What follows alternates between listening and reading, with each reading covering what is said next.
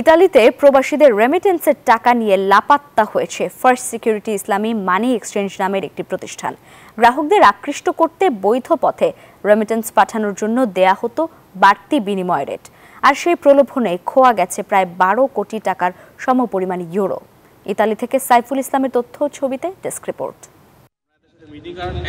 ইতালির বিভিন্ন money exchange office ক্ষতিগ্রস্ত। এই ঘটনায় বিপাকে পড়েছেন প্রবাসী বাংলাদেশি শ্রমিক ও ক্ষুদ্র ব্যবসায়ীরা। অনেকেই জরুরি প্রয়োজনে দেশে টাকা পাঠালেও নির্ধারিত সময়ে ব্যাংকে জমা হয়নি সে অর্থ, ফলে গ্রাহকের চাপের মুখে পড়েছেন স্থানীয় দোকানদাররা।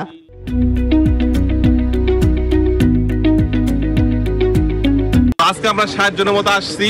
যদি আমাদের ফলাফল আশানুরূপ না হয় তাহলে আমরা পরবর্তীতে এরকম 1200-1300 জন নিয়ে আমরা আসবো ইনশাআল্লাহ। কারণ এখানে আমাদের একার টাকা না, এখানে পুরো প্রত্যেকের রিমিটেন্স, প্রত্যেকটা পার্সনের টাকাগুলো আমাদের দ্বারা পাঠাইছে।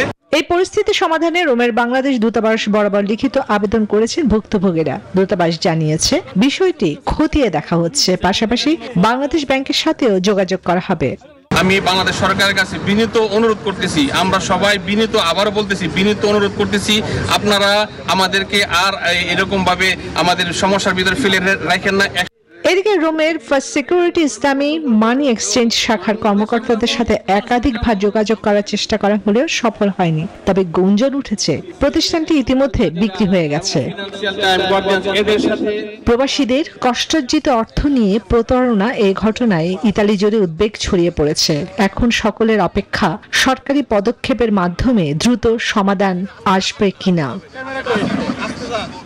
Desk report, news 24।